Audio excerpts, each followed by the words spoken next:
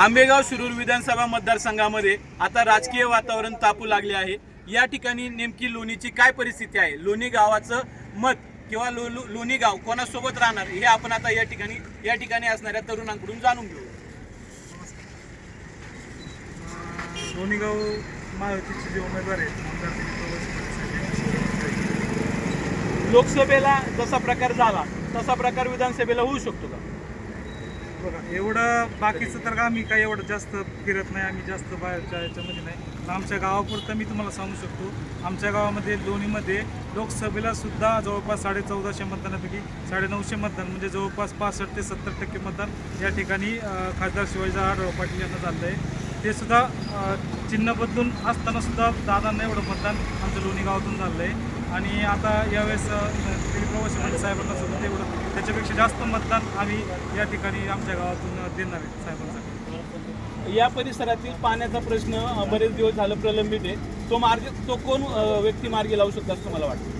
किंवा पाण्याचा प्रश्न मार्गी लावणं म्हणजे त्या ठिकाणी राज्यामध्ये सत्ता पाहिजे आणि राज्यामध्ये आता केंद्रामध्ये सुद्धा महायुतीची सत्ता आणली आणि राज्यामध्ये सुद्धा महायुतीची सत्ता येणार ही काळ्या दगडावरची भगवी रेष। त्यामुळे पाण्याचा प्रश्न सोडवायचा म्हणजे सत्तेतला आमदार पाहिजे। सत्तेतला आमदार असूनही तो आमदार या ठिकाणी त्या आमदाराला त्याबद्दलचं ज्ञान पाहिजे, त्या आमदारांना इथून मागची त्याचे अनुभव पाहिजे। आणि मला नाही वाटत नवीन माणूस देऊन काही त्या पाण्याचा आमचा प्रश्न सुटेल। त्यामुळे साहेबांनी ज्यावेळेस फॉर्म भरण्याच्या दिवशी साहेबांनी सांगितलेलं आहे की इथून पुढची 5 वर्ष मी फक्त पाण्यासाठीच काम करणार आहे। त्यामुळे पाण्याचा प्रश्न फक्त दिलीप वळसे पाटील साहेब असं तर मला माझं वैयक्तिक। तुम्हाला काय वाटतं की या परिसरामध्ये नेमकी राजकीय परिस्थिती कशी आहे आणि भविष्यकाळात इथे काय होईल?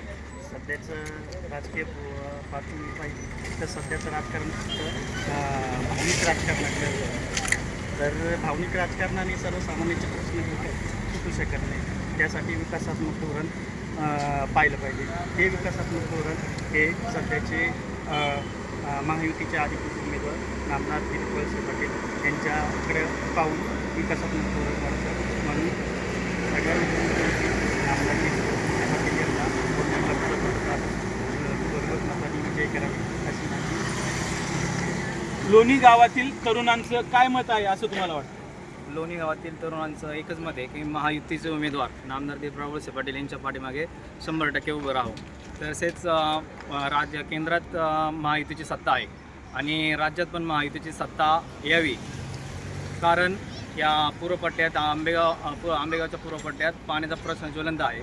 हा ज्वलंत प्रश्न सोडवण्यासाठी नामदार दिलीपराव वळसे पाटील हे सिनियर मंत्री आहे व त्यांच्या माध्यमातून इकडल्या भागाला पाणी येऊ शकतं हीच इच्छा आहे आणि तेच पाणी आणू शकतात, दुसरं कोणी पाणी आणू शकत नाही। महायुतीचं सरकार आलं तर वळसे पाटलांना कोणतं मंत्रिपद भेटावं असं तुम्हाला वाटतं?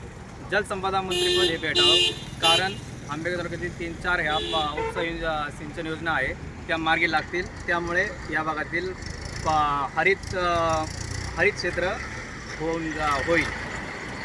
या ठिकाणी तरुण म्हणतायत की वळसे पाटील हे जर मंत्रिमंडळात गेले तर त्यांना जलसंपदा मंत्रिपद मिळावं अशी त्यांची अपेक्षा आहे। Doctor Atul Sable, zoom on news, Ambegaon.